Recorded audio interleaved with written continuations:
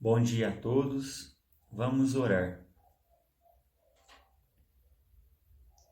Senhor Jesus, nosso Divino Mestre, nosso amigo, irmão de todos nós, mais uma vez nos encontramos aqui reunidos em vosso nome para mais essa oportunidade de trabalho, de aprendizado, de estudo, que nós possamos ter mais oportunidades de estudar o seu Evangelho, que nós possamos aproveitar melhor as oportunidades que a vida nos concede, de aprender um pouco mais sobre os seus ensinos e, acima de tudo, de estarmos dispostos a colocá-los em prática em nosso dia a dia, com todos aqueles com as quais convivemos.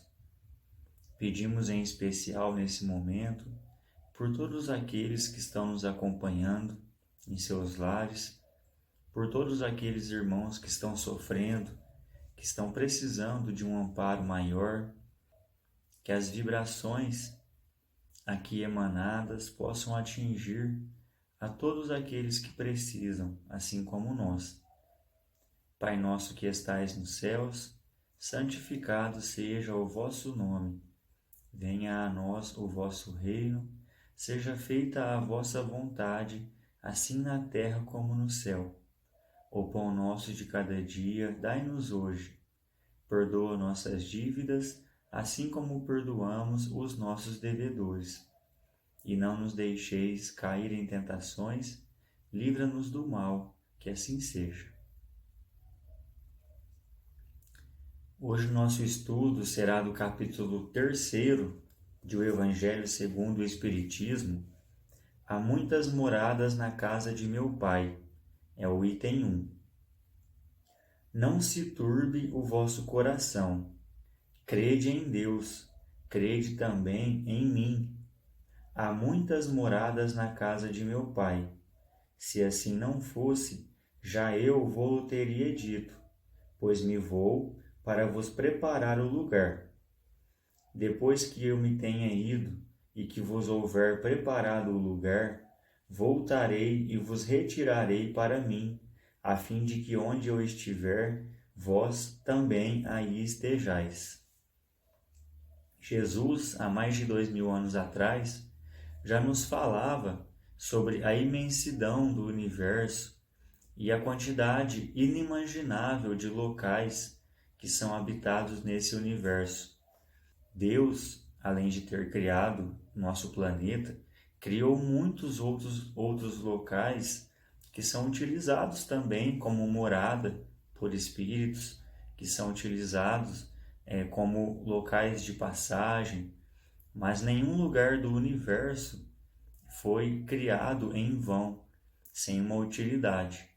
E o Espiritismo vem nos trazer maiores ensinos sobre isso. Quem tiver maior curiosidade para entender sobre a visão espírita a respeito dessa diversidade de moradas no universo, nós temos as obras básicas.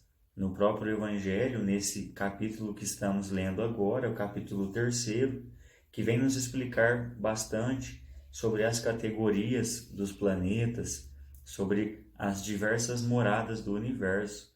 No Livro dos Espíritos também nós temos muitas informações e em muitos outros livros, por exemplo, de Chico Xavier, que nós temos ali informações a respeito dessas moradas.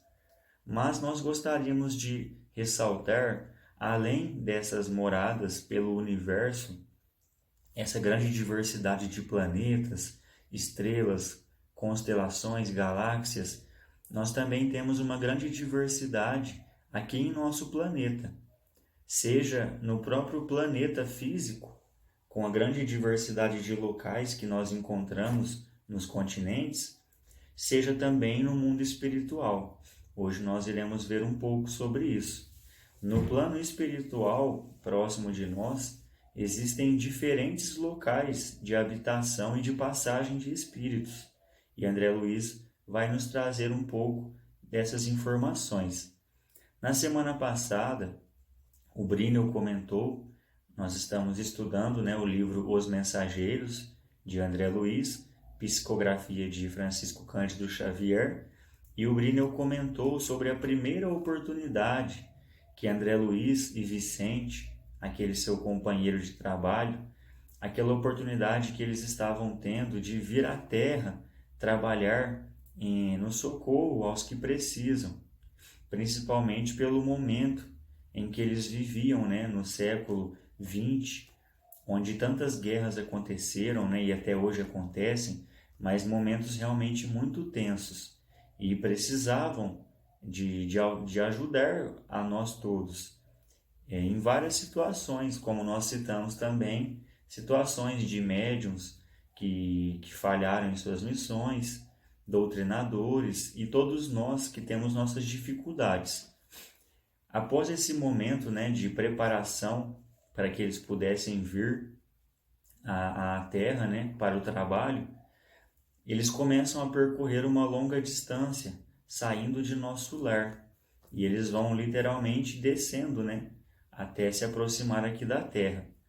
Chega um certo momento daquela viagem, estava nessa viagem André Luiz, o Vicente, seu amigo, e o Aniceto, que era um instrutor deles, que nós também já falamos sobre ele aqui em outros momentos. Então surge uma bela paisagem à vista deles, e conforme eles vão percorrendo aquele espaço, né, aquele caminho, através da volitação, lembrando que no final do livro Nosso Lar, André Luiz aprende as primeiras técnicas de volitação. Os espíritos, quanto mais elevados eles são, menos eles necessitam do uso dos membros físicos para se locomover. Então eles têm já a força, né, da volitação e o movimento pelo pensamento. André Luiz estava no início desse progresso. E conforme eles vão percorrendo, então, a atmosfera vai ficando mais densa, o local vai ficando mais sombrio, a vegetação e até mesmo aves que puderam ver ali estavam ficando cada vez mais estranhas. Então a paisagem cada vez era menos bela.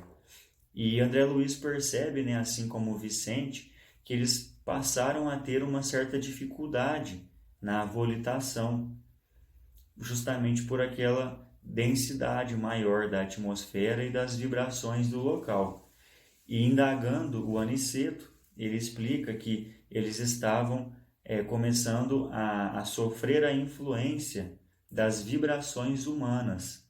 Apesar de ainda estarem distantes da superfície terrestre, já era possível naquele local perceber as vibrações humanas. E infelizmente, a vibração de grande parte de nós, habitantes aqui da Terra, ainda não é elevada. Então, nosso planeta ainda é cercado por uma carga pesada de fluidos negativos, pelos nossos pensamentos, pelas nossas ações. Cabe a nós melhorar-nos para também melhorar a psicosfera do planeta. E apesar da dificuldade, né, da locomoção, e o Aniceto diz que eles precisariam, né, no decorrer daquela viagem, utilizar de outros meios de locomoção para facilitar, né, o trabalho. Lembrando que é claro que para Aniceto não havia dificuldade, já era um espírito muito mais esclarecido. Mas para os dois, André Luiz e Vicente, ainda era um desafio. E apesar das dificuldades, André Luiz e Aniceto percebem algo que os deixa muito felizes. André Luiz percebe que de si, principalmente da região do tórax, estava emanando uma pequena luz. Ou seja, o espírito de André Luiz já estava começando a irradiar suas primeiras luzes próprias. É claro que ainda não era aquela iluminação intensa de um espírito elevado, mas já era um passo gigantesco na evolução. E naquele momento eles param e caem de joelhos para orar, chorando, em gratidão a Deus, aquela bênção, né, daquela luz. E o Aniceto aprova esse ato deles e diz que quem não sabe agradecer não sabe receber e muito menos pedir. E nós precisamos sim agradecer todas as bênçãos que nós recebemos em nossas vidas. Passando então aquele momento, André Luiz, Aniceto e Vicente entram numa região realmente sombria. E André indaga a Aniceto, que perguntando, né, que local era aquele. Ele não sabia que existia um local entre nosso lar e a terra, um local nesse meio termo.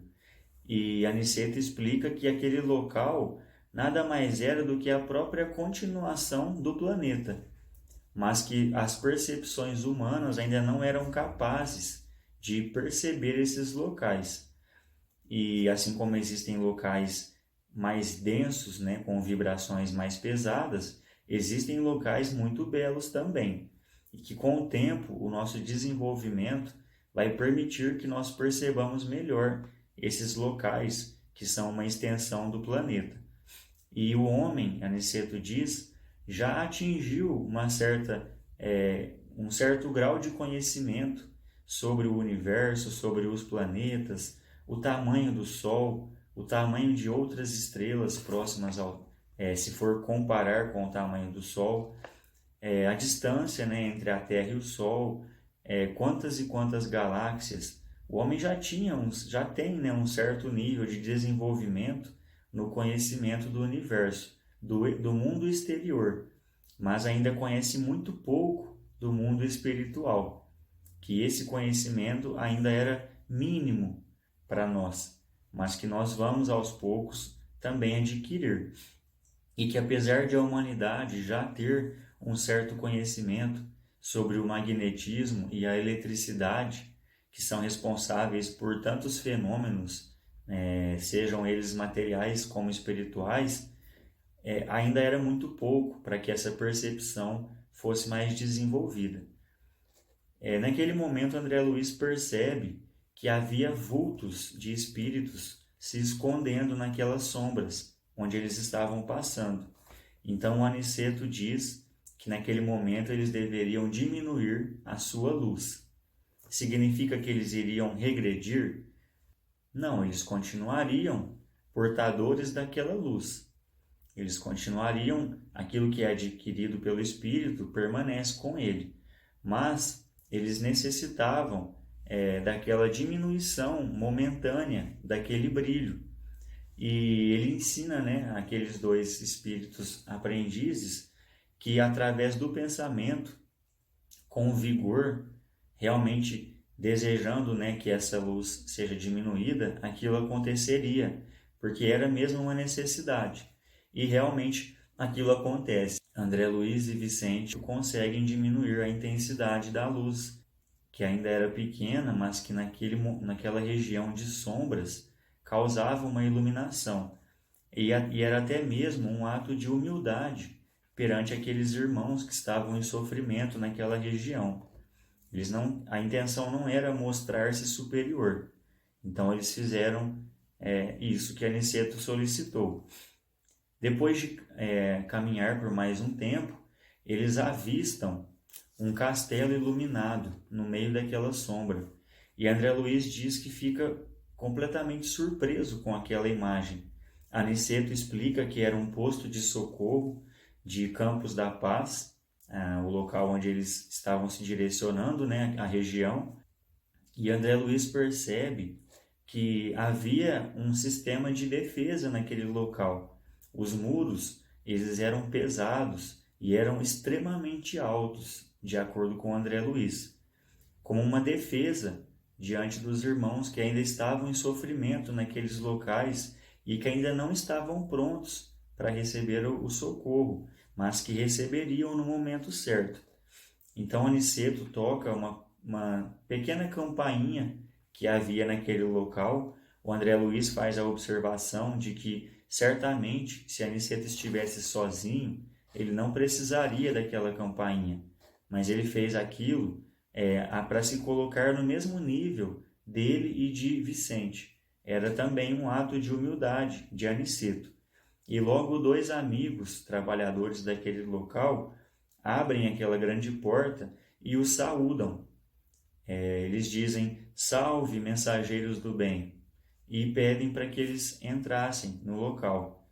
Entrando, André Luiz tem uma surpresa, porque é um local completamente diferente daquele em que ele estava, do lado de fora do castelo, porque o local tinha um visual muito bonito, com vegetações desenvolvidas, né, diferente das sombras, onde a vegetação era mais morta, vamos dizer, e era um local de muito trabalho, tanto que a maioria dos trabalhadores não percebe a visita deles, porque estavam concentrados no trabalho que eles desempenhavam ali. E eles passam, né, a andar entre árvores muito belas, e Aniceto explica que a paz que eles estavam sentindo ali refletia o estado mental dos trabalhadores, dos habitantes daquele local, que nós somos responsáveis pela vibração do local onde nós estamos. Aquele local do lado de fora só era sombrio porque os habitantes dele ainda estavam imersos em vibrações sombrias, mas que nós podemos modificar as vibrações de qualquer lugar. E após caminhar mais um pouco, eles chegam ao edifício central daquele castelo, onde Aniceto cumprimenta o administrador do local. O nome dele é Alfredo. Ele estava acompanhado da sua companheira Ismália. E Alfredo fica muito feliz com a visita deles, pede para que eles entrassem. Aniceto diz que ele era o responsável por administrar aquele local de socorro. Ele humildemente pede para que não falasse assim, porque ele era apenas um trabalhador, e que ele estava muito feliz com a visita daqueles companheiros, e ainda mais naquele dia em que sua companheira Ismália também estava ali. Então André Luiz pensa, né? Ele não fala, mas eles são um casal, porque ela está o visitando, ela não vive aqui com ele, mas ele fica só no pensamento nesse momento. Após entrar naquele local, naquele edifício central, eles percebem, né, um local extremamente bonito, com uma aparência de séculos anteriores, que ele havia conservado ali. E o que mais chama a atenção é um quadro, entre vários quadros que haviam ali, um quadro na parede de São Diniz. São Diniz foi um bispo em Paris no século III, e ele deu a sua vida pelo cristianismo. Ele foi sacrificado, e os detalhes desse sacrifício, que é um fenômeno muito interessante para estudo, nós deixamos para que vocês façam a pesquisa. Nós não iremos aqui entrar nos detalhes. E ele diz, né, André Luiz, pelo pouco conhecimento que ele tinha de história, que ele conhecia aquele quadro de São Diniz e que ele já havia visto esse quadro na Terra, que ele estava aqui na Terra, num panteão em Paris. Panteão é um monumento antigo do século XVII, e esse quadro estava ali dentro. E que aquele que ele estava vendo ali, então, deveria ser uma cópia dele. O Alfredo já diz, né, o administrador daquele local, que é muito comum que os visitantes se impressionem com aquele quadro, mas que, na verdade, ele não era uma cópia do que estava lá em Paris. Era o contrário. O quadro que estava em Paris era uma cópia daquele quadro.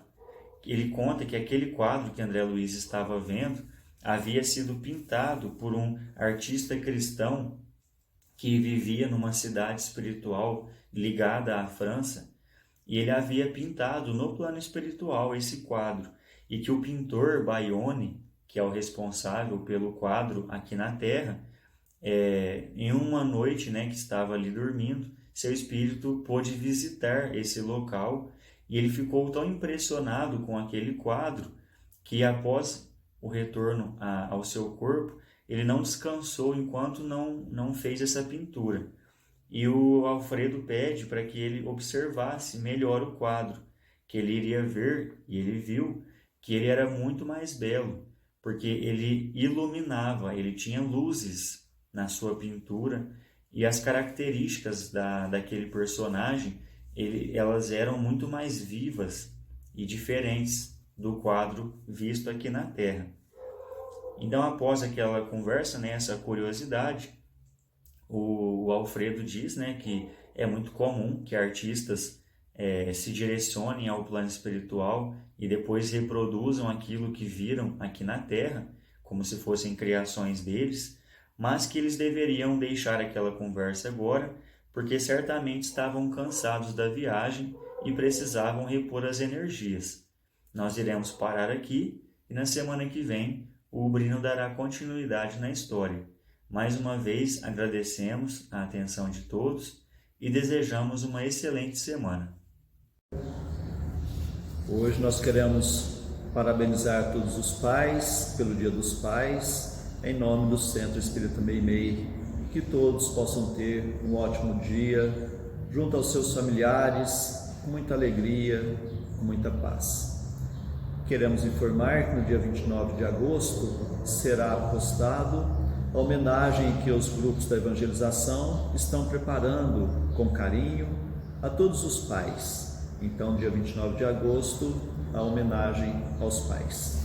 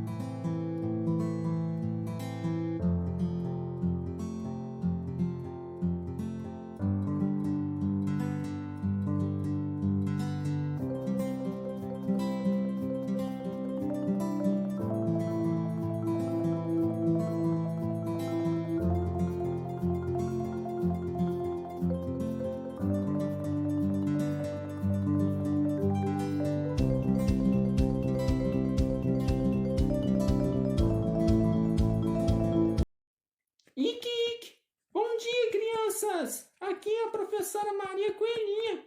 O professor Alegro Silva, chapeludo, ele tá de férias e foi viajar. Ele foi comprar um chapéu novo e rapar o bigode. Ique. Tá aí uma coisa que eu não sabia, Maria Coelhinha. Que eu tava de férias, que eu fui viajar, que eu fui comprar um chapéu novo e que fui rapar o bigode. Ique. Me desculpe, professor. Eu esqueci que nessa aula você é o mais importante. Maria Coelhinha, numa aula todos são importantes, professores e alunos. E importante também é esse dia que estamos comemorando hoje, o Dia dos Pais. Que dia alegre, hein, Maria Coelhinha? Nick! Por que você ficou triste assim de repente, Maria Coelhinha?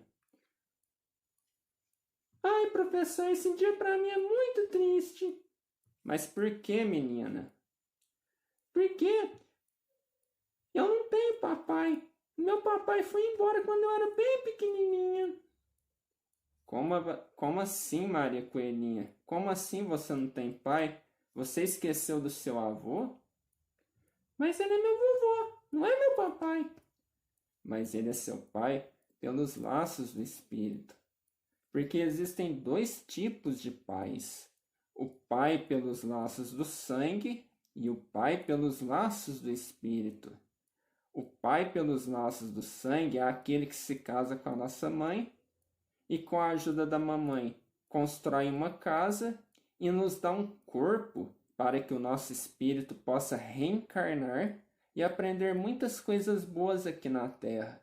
Mas muitas vezes, Maria Coelhinha, ele desencarna, vai lá para o mundo espiritual ou então vai embora. É muito triste, mas Deus é tão bom que ele nos manda o Pai pelos laços do Espírito.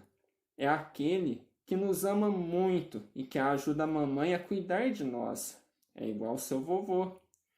Ele ama muito você. Ele te dá presentes. Ele te conta histórias antes de você dormir. E faz comida muito gostosa. Eu tô lembrando daquela sopa, a sopa de cenoura. A super sopa! Isso mesmo, Maria Coelhinha. Então, faça assim, ó. Vai lá, dá um abraço no seu vovô e diga para ele: Feliz Dia dos Pais, vovô. Eu te amo muito. Faça um cartão para ele também. É isso mesmo, professor. Eu vou fazer isso depois da aula. Eu vou abraçar ele, vou fazer um cartão e vou dizer: Feliz Dia dos Pais, vovô. Eu te amo. Obrigado por cuidar de mim. Isso mesmo, Maria Coelhinha. E para o seu papai pelos laços do sangue, faça uma oração por ele. Você também está dando um grande presente para ele. Porque você fazendo oração pelo seu papai pelos laços do sangue, Deus vai abençoá-lo onde quer que ele esteja. Então, crianças, façam como a Maria Coelhinha. Abracem o seu papai pelos laços do sangue ou pelos laços do espírito e diga para ele que vocês o amam muito e façam um cartão bem bonito para ele. Olha que ideia mais legal. Bom, crianças, o papo tá bom, mas a gente tem que ir embora. Ó, eu convido vocês para passearem no meu caminhãozinho da alegria. Mas tem uma condição, vocês têm que falar alegria. Vamos lá, Maria Coelhinha? Alegria, alegria, alegria, alegria. Bibi, bibi. Ó, alegria deve ser todos os dias. Nada de desânimo e de tristeza, hein, crianças? Bibi, bibi. Tchau, pessoal. Tchau, pessoal. Ique. Bibi, bibi.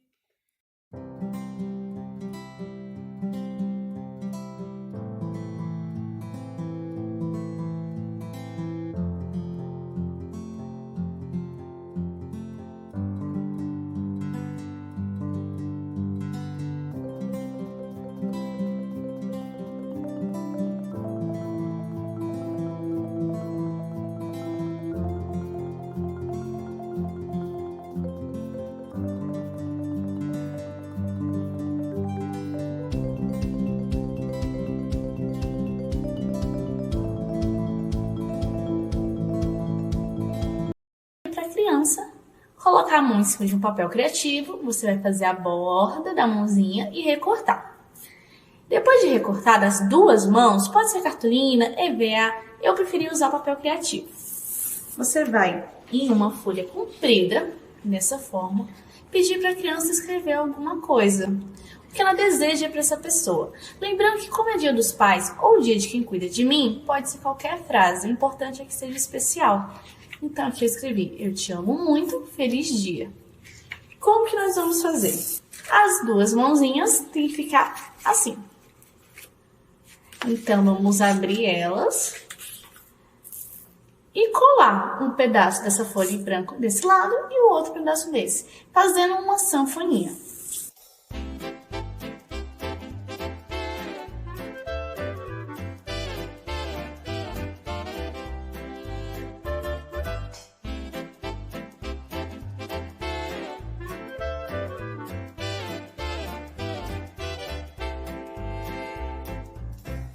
Esse último pedaço vamos colar na outra mãozinha.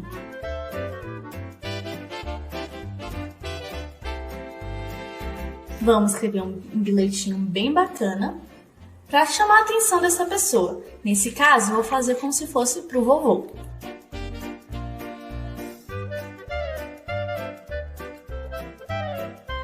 Escrevi, ei vovô, abre aqui. Então, quando o vovô ou o papai, qualquer pessoa que for importante para a criança abrir, vai ficar assim. Eu te amo muito, feliz dia. Então, olha que bacana, como é simples, só colado de um lado para o outro. O importante é que seja sempre compridinho e com a mão da criança.